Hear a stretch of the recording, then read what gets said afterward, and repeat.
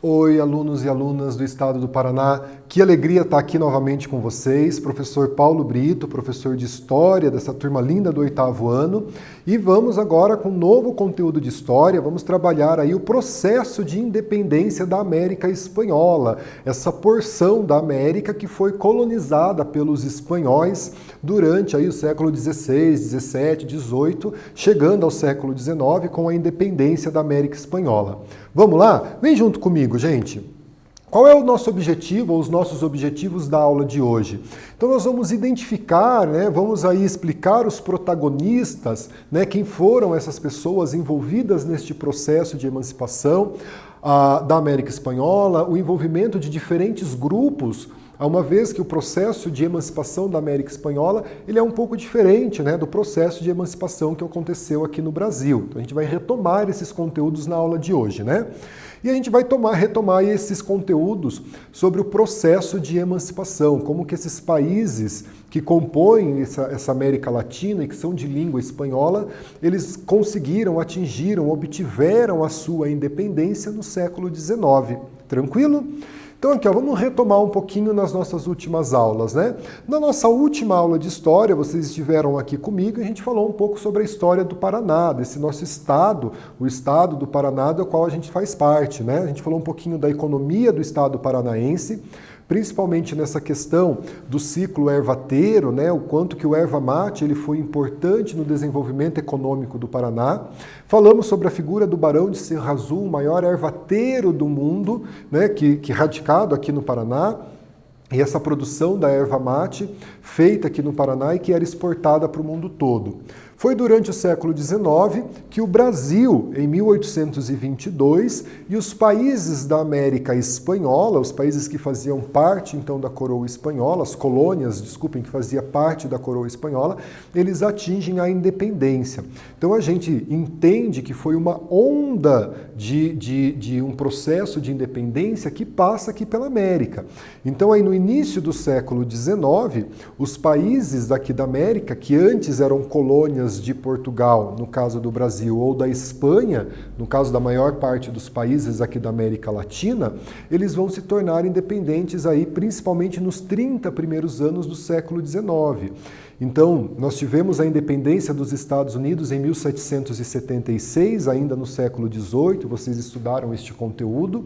Daí nós vamos ter a independência do Haiti, ali no final do século XVIII, início do século XIX, e, consequentemente, nós vamos ter uma onda de processos de independência passando pela América Latina, A América Latina são os países do México para baixo, Com exceção do Canadá e dos Estados Unidos, que fazem parte da América anglo-saxônica, então do México para baixo, aí os países que compõem a América Latina. Vocês conhecem esse monumento? Já viram, sabem onde ele está localizado? Ou vocês conhecem o autor dessa obra?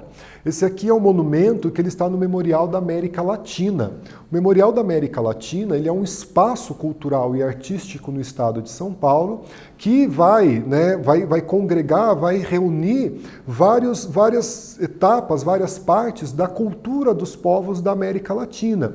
De povos ameríndios, os povos pré-colombianos, aqueles indígenas que moravam aqui antes da chegada de Cabral e da chegada de Colombo, Colombo chegou em 1492 na América e Cabral chegou em 1500 aqui no Brasil. Então ela reúne esses artefatos culturais desses indígenas e vem trazendo a história desses países até os dias de hoje, Essa obra, que é uma mão e o mapa da América Latina estilizado aqui, ela foi concebida por Oscar Niemeyer, um dos maiores arquitetos do mundo brasileiro. Oscar Niemeyer viveu mais de 100 anos, morreu recentemente. E é um marco que você tem no Memorial da América Latina, essa mão marcando aí os países que compõem a América Latina. Afinal, o que é a América Espanhola? Quando a gente abre o livro didático, começa a estudar e tem lá rebeliões na América Espanhola, rebeliões na América Portuguesa. É a porção da América que foi colonizada pela Espanha. Então, como o prof disse a vocês, Cristóvão Colombo, que acreditou na esfericidade da Terra e queria um novo caminho para as Índias, chega aqui na América em outubro de 1492, na América Central. Posteriormente, Pedro Álvares Cabral, navegador pela coroa portuguesa, chega ao Brasil em 1500. A gente não vai dizer que o Colombo ou Cabral descobriu esse continente, porque a gente já tem a presença dos indígenas aqui. Então, tanto a chegada de Cabral como de Colombo marca a chegada dos europeus aqui na América. A gente lembra que ainda no século XV, no final do século XV, a gente tem a assinatura do Tratado de Tordesilhas. O que era o Tratado de Tordesilhas? Era um tratado que dividia as terras americanas entre Portugal e Espanha. A parte que pertencia a Portugal a gente chama então de América Portuguesa e a parte que pertencia à Espanha a gente vai chamar de América Espanhola. Os países da América Latina, eles tornam-se independentes aí no início do século XIX, como o prof explicou para vocês, que foi uma onda de processos de independência que ocorreu aqui na América aí a partir do século XIX. Alguns conceitos que a gente precisa relembrar para a aula de hoje. O que estava acontecendo na Europa que favoreceu a independência dos países aqui da América Latina, em especial dos países da América Espanhola? A expansão napoleônica. Napoleão chegou ao poder no final da Revolução Francesa, 1799, e em 1804 Napoleão Bonaparte começa o seu expansionismo europeu, ocupando outras nações, entre elas a Espanha. Ele derruba o rei espanhol e coloca o seu irmão para governar a Espanha. Isso tornou a administração colonial mais frágil, né? Afinal de contas não era o rei espanhol que estava governando a Espanha. Então isso vai ter os seus reflexos aqui na América também. A Inglaterra vivia sua revolução industrial e pressionava as metrópoles europeias, Portugal e Espanha, para pôr fim ao pacto colonial, ao mesmo tempo em que ela se interessava pela independência desses países. Afinal de contas, seria mercado consumidor para suas produções. A Inglaterra estava no auge da sua produção industrial. A independência dos Estados Unidos, em 1776, ela serviu de exemplo a ser seguido pelos países latino-americanos. Afinal de contas, se eles conquistaram a independência, sendo uma colônia da Inglaterra, o restante da América, sendo colônias de Portugal e Espanha, também conquistariam a sua independência. E a gente não pode esquecer do ideário iluminista, né? As ideias de liberdade, igualdade, fraternidade e os vários filósofos iluministas que defendiam a liberdade dos povos. Tudo bem? A divisão administrativa. Diferentemente do Brasil, na colonização, o Brasil, a princípio, foi dividido em um projeto chamado de capitanias hereditárias, posteriormente passou a ter o governo geral. A América Espanhola ela foi dividida em 4 vice-reinos e 4 capitanias, devido também à sua grande extensão territorial, lá do México até o Uruguai. Então, os 4 vice-reinos eram Nova Espanha, Nova Granada, Peru e Rio do Prata, e as 4 capitanias de Cuba, Guatemala, Chile e Venezuela. Trago aqui para vocês um mapa dessa divisão administrativa da América Espanhola. Esse mapa está no livro de história de vocês, tá? Que vocês receberam. Então percebam, né, que a gente tem o vice-reino da Nova Espanha, que é ali na região do México, e daí você tem essa divisão administrativa um pouco descentralizada, diferente do que nós tínhamos aqui no Brasil, que era uma centralização política maior. Eu reforço esse ponto para vocês, porque a América Espanhola ela vai dar origem a uma dezena de países. Só aqui na América do Sul vai dar origem a 9 países, enquanto a América Portuguesa vai dar origem a um único país. Uma das razões dessa fragmentação territorial da América Espanhola é essa divisão, como o professor mostra no mapa para vocês, que ela já dividia a América Espanhola mesmo antes da sua independência, enquanto o Brasil manteve-se com um governo mais centralizado. Uma outra questão importante, o Brasil foi praticamente o único país da América Latina, ou da América toda, que pós a sua independência manteve uma monarquia. Os outros países, com uma exceção do México, por um curto período, vai adotar uma república presidencialista no modelo norte-americano.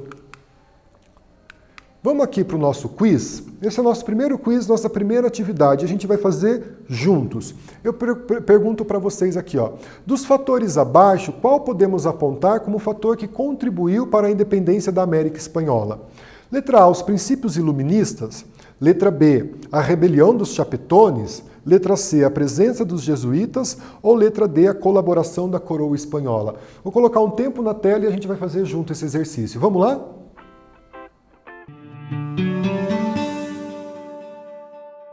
Pessoal, voltamos aqui e vamos responder o quiz, né? Bem tranquilo.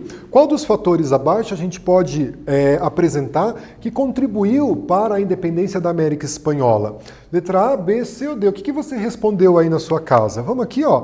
Os princípios iluministas, né? Os ideais de liberdade, igualdade e fraternidade, que foram importantes no processo revolucionário francês, importante na independência dos Estados Unidos e vai ser importante também aqui na independência da América Espanhola e na independência do Brasil.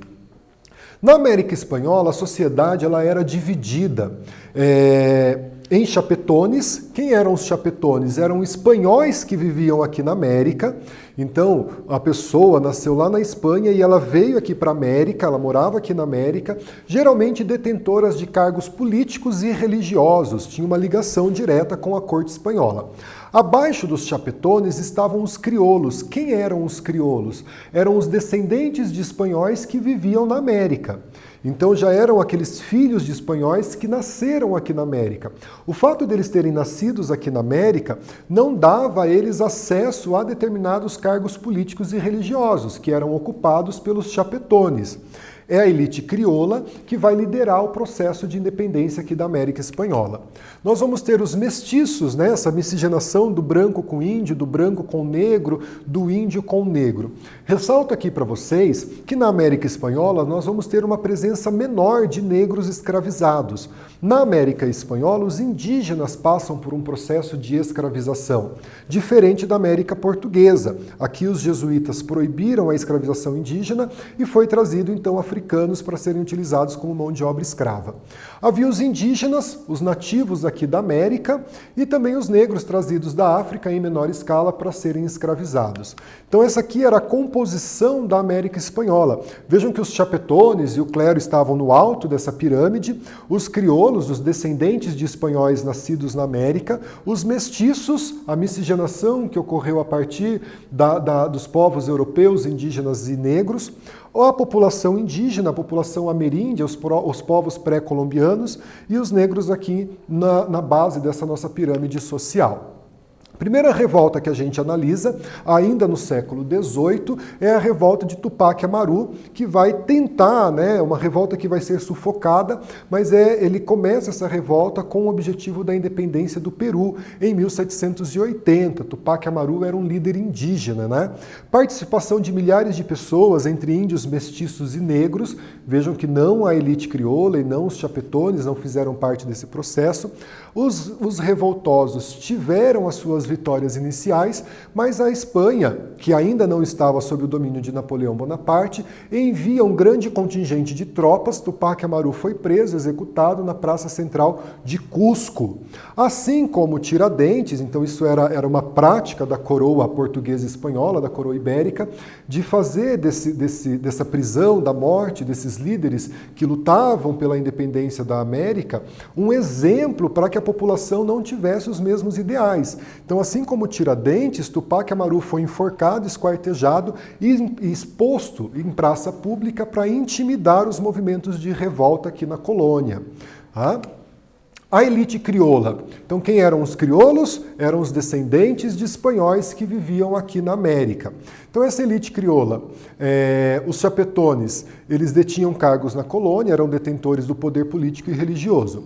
Já os crioulos, eles tinham poder econômico, mas não podiam ocupar cargos na administração. Esses cargos eram reservados aos chapetones. Como o prof disse a vocês, foi essa elite crioula, detentora de poder econômico, porém sem acesso ao poder político e religioso que estava na mão dos chapetones, é quem vai conduzir o processo de independência da América Espanhola. Fases da independência, né? O movimento de independência da América Espanhola, a gente pode dividi-lo em dois momentos. O primeiro deles, ali no início do século XIX, de 1810 a 1815, quando a Espanha estava sob o domínio de Napoleão Bonaparte. Então, o governo de Napoleão Bonaparte na Espanha se inicia em 1799 e se estende até 1815. Esse período do início do século XIX, então, marca a presença de Napoleão Bonaparte, seu expansionismo e ele dominando algumas monarquias europeias. A segunda fase, de 1815 a 24, após, então, a queda de Napoleão Bonaparte e a restauração da monarquia espanhola com o reinado de Fernando VII. Tá bom? Vamos aqui para a nossa terceira atividade. Em 1780, vem aqui com o prof, ó, na região do atual Peru, ocorreu uma revolta liderada por um líder indígena, e essa revolta ficou conhecida como Guerra dos Emboabas, alternativa A, Revolta de Tupac Amaru, alternativa B, alternativa C, Revolta Felipe dos Santos, ou alternativa D, Revolta de Beckman. Tempo na tela para você resolver essa atividade. Pessoal, tiveram uns minutinhos aí, né, para resolver esses nossos exercícios. Antes de passar a resposta para vocês, preciso lembrar o seguinte: o registro de frequência no Classroom ele mudou. Basta você clicar no link número 1, a atividade obrigatória, realiza a atividade e clique em enviar. Pronto, a sua presença já está garantida e o seu professor vai poder computá-la no registro de classe online. Tudo bem? Então vamos aqui para a nossa resolução do exercício. Então qual é a revolta que ocorreu no Peru em 1780? Ela ficou conhecida como? Então a resposta correta, letra B, a revolta de Tupac Amaru, esse líder indígena que em 1780 liderou uma parte da população de crioulos e mestiços com vitórias iniciais e que posteriormente foi sufocado pelas tropas espanholas. Tá bom? Então aqui um exercício bem tranquilo para que a gente possa responder, né? Na América do Sul, gente, vamos falar um pouquinho agora aqui da região mais próxima da gente, na América do Sul. Então, dois líderes da elite crioula vão ter destaque no processo de independência da América do Sul. Esses dois líderes são José de San Martín, ou José de San Martín, e o Simón Bolívar. Então, grande parte dos países da América do Sul foram libertados, conquistaram a sua independência a partir da luta dessas duas lideranças da elite crioula, o San Martín e o Simón Bolívar. O San Martín, está aqui a foto para vocês, vejam, né, que pela reprodução aqui da foto do San Martín, a gente identifica que é uma pessoa da elite, né? Então ele participava do exército, a gente percebe pelas vestimentas e tudo mais. Nasceu onde hoje é a província de Corrientes, na Argentina, e ele vai lutar pela independência da Argentina, do Chile e do Peru. Ele faz um movimento mais ao sul da América do Sul, subindo em direção aí à Bolívia, Venezuela e lutando pela independência desses países.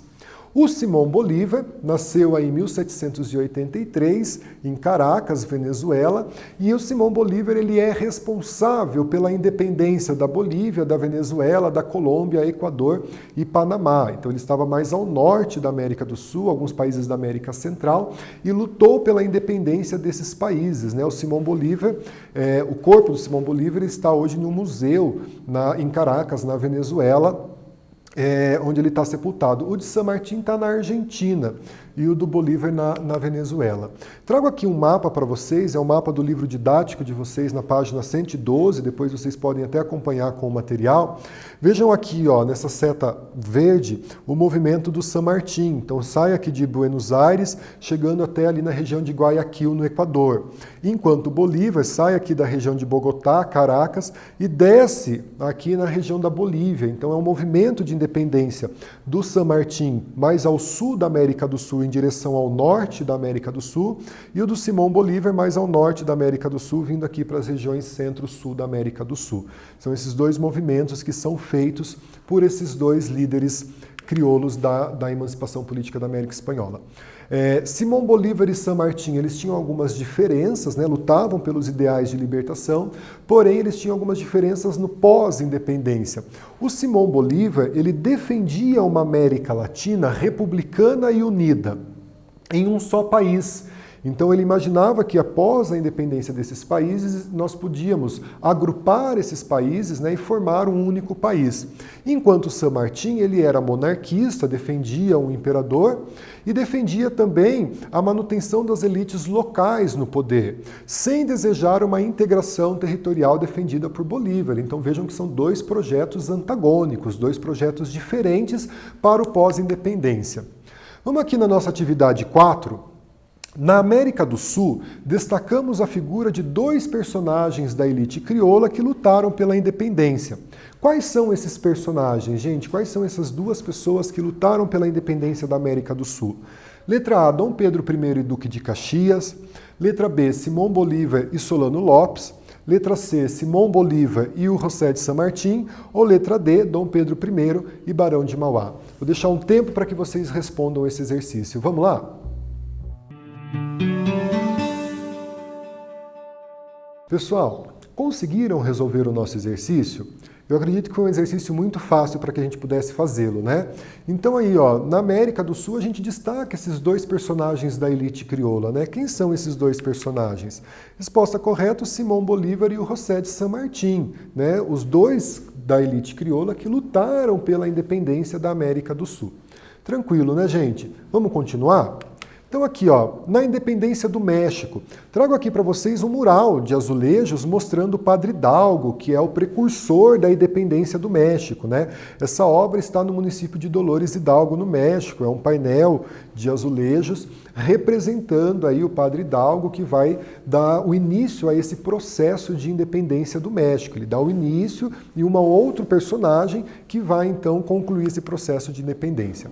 Então a primeira tentativa de emancipação política que ocorreu no vice-reinado da Nova Espanha, onde hoje é o México, ela foi em 1810, naquele primeiro movimento, né, que a gente viu naquela primeira fase da independência, e foi liderado pelo padre Miguel Hidalgo, que era um padre de um pequeno povoado de Dolores, onde a gente viu que está a obra, né?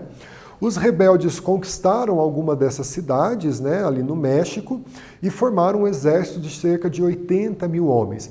Veja que o Padre Hidalgo, ele não era representante da elite crioula, ele não era representante dos chapetones. Então vai haver uma resistência por parte tanto da coroa espanhola como dos chapetones e dos crioulos com relação a esse processo conduzido pelo Padre Hidalgo.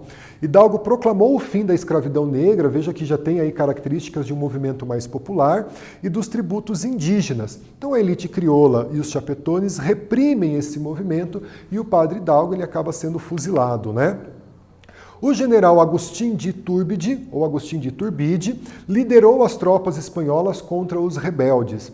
Então, em um primeiro momento, o general Agustín lidera as tropas contra o Padre Hidalgo, que vai ser preso e fuzilado, e posteriormente é o general Agustín que vai continuar o processo de independência, uma vez que ele faz parte da elite crioula, né?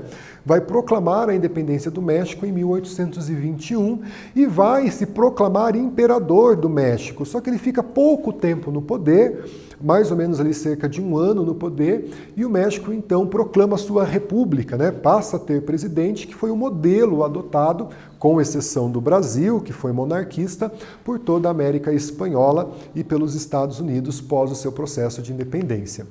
Pessoal, trago aqui a nossa última atividade, atividade 5 para a gente fazer. Olha só, em 1810, no México, deixo uma lacuna aqui, liderou o movimento de independência, proclamou o fim da escravidão negra e dos tributos indígenas, foi reprimido e fuzilado. O personagem que preenche essa lacuna do texto, qual é esse personagem? Agustín Iturbide, letra A, Padre Hidalgo, letra B, Simão Bolívar, letra C, ou José de San Martín, letra D. Tempo na tela para vocês fazerem esse exercício.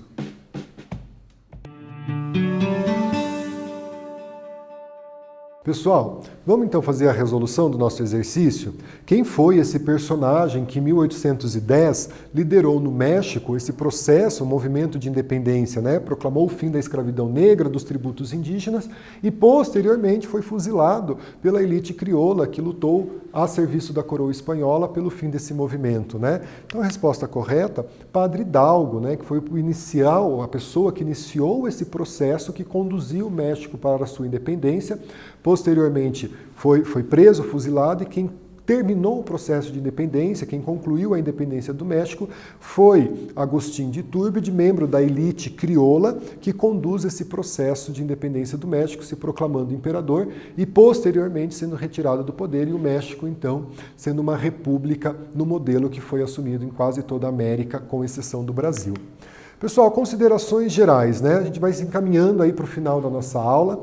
Foi um prazer estar aqui com vocês, né? Mais uma vez. Então aqui, ó, a independência da América Espanhola, ela está relacionada a um contexto geopolítico europeu, como por exemplo a expansão napoleônica. Napoleão passou a ocupar o trono em alguns países e isso fragilizou a economia e a administração colonial da Espanha com as suas colônias. Havia os movimentos de independência dos Estados Unidos, o ideário iluminista, a Revolução Industrial e, inclusive, a Revolução Francesa, né, com o seu lema de igualdade, liberdade e fraternidade, que fez com que essas ideias chegassem aqui na América portuguesa e espanhola e influenciassem esses processos de independência, né? A América Espanhola possuía uma administração mais descentralizada, diferente do Brasil, com 4 vice-reinos e 4 capitanias, como a gente viu nos mapas anteriores. Então isso favoreceu, pós-independência, a manutenção da desintegração territorial da América e o surgimento de vários países na América Espanhola, diferente do Brasil, que se manteve unificado e deu origem a esse país tão grande, o 5º maior país do mundo, né? Na América Espanhola, esse território foi se fragmentando em grande parte devido a essa fragmentação na administração colonial que havia na América Espanhola. Tupac Amaru vai liderar em 1780 uma revolta no Peru, pela libertação do Peru. É um líder indígena, né? Não obtém êxito no seu objetivo, acaba sendo preso, enforcado, esquartejado, exposto em praça pública para que seu exemplo de libertador não fosse seguido. Simão Bolívar e José de San Martín, como nós vimos, foram dois personagens da elite crioula que conduziu o processo de independência na América do Sul. O Simão Bolívar mais ao norte da América do Sul, Venezuela, Bolívia, e o San Martín mais ao sul da América do Sul, Argentina, Chile e Peru. San Martín defendia uma monarquia e que os países se tornassem independentes, enquanto Bolívar defendia o republicanismo e que se formasse um único país, não é? Padre Hidalgo lutou pela independência do México em 1810, em um movimento que foi reprimido, embora ele teve vitórias iniciais, proclamou, né, a abolição da escravidão no México, o fim dos tributos indígenas, foi preso, fuzilado, e aquele que liderava o exército contra as forças do Padre Hidalgo, o general Agustín Iturbide, passa então a defender a independência do México e proclama a independência do México em 1821. Vejam que esse contexto da independência ele vai acontecer no início do século XIX, né? O México em 1821, o Brasil em 1822. Pessoal, na próxima aula a gente vai fazer uma retomada de conteúdos, a gente vai falar sobre as rebeliões que ocorreram aqui no Brasil no final do século XVIII, a Inconfidência Mineira e a Conjuração Baiana, e a gente vai falar um pouco desse Brasil, né, na transição do século XIX para o século XX. Conto com a presença de vocês na nossa próxima aula, acessem o aplicativo, realizem as atividades. Um beijo no coração de vocês, um abraço do Prof. Paulo, fiquem bem, fiquem em casa e até nosso próximo encontro. Tchau, tchau!